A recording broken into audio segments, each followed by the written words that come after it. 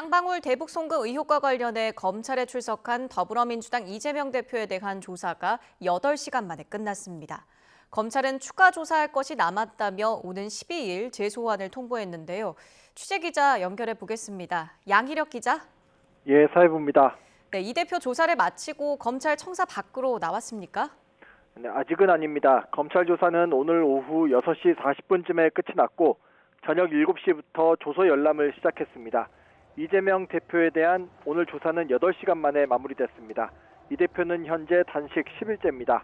검찰은 이 대표로부터 건강상 이유를 들어 더 이상 조사받지 않겠다는 요구를 받았다고 밝혔습니다.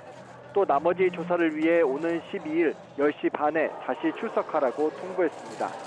이에 대해 이재명 측은 일방적인 통보라며 반발하고 있습니다.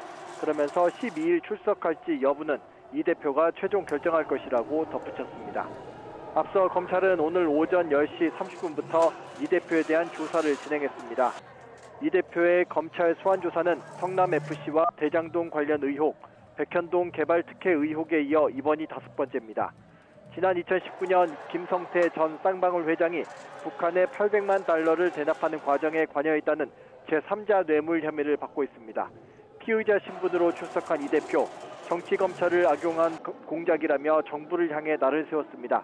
한번 들어보겠습니다. 가둘 수는 없습니다. 국민 주권을 부정하는 국정 행위에 대해서 국민에게 사과해야 합니다. 정치 검찰을 악용해서 조작과 공작을 하더라도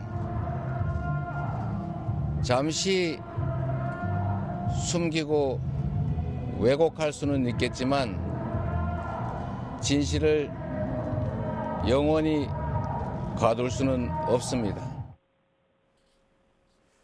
네, 오늘 검찰 조사는 어떻게 진행됐습니까? 네, 검찰은 이 대표가 단식 열흘째인 점을 고려해서 틈틈이 휴식 시간을 주면서 150쪽에 이르는 질문지 가운데 주요 혐의 위주로 조사를 진행한 것으로 전해졌습니다. 이 대표는 기초적인 사실관계를 묻는 질문에는 순조롭게 답변한 것으로 전해졌습니다. 대북 송금 보고와 관련한 핵심 질문에는 서면 진술서로 대신하면서 구체적인 답변은 피한 것으로 알려졌습니다. 앞서 이 대표는 검찰에 제출한 8장 분량에 이르는 서면 진술서를 SNS에 공개하고 대북 송금 관련 혐의를 전면 부인했습니다.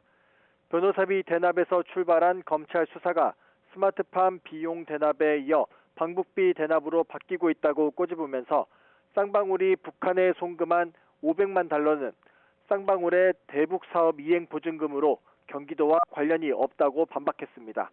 또 당시 도지사였던 이 대표의 방북비용 300만 달러는 언제, 어디서, 누구에게 주었는지 계속 바뀌는 등 허황되고 물증이 없다고 비판했습니다. 지금까지 사회부에서 YTN 양희덕입니다.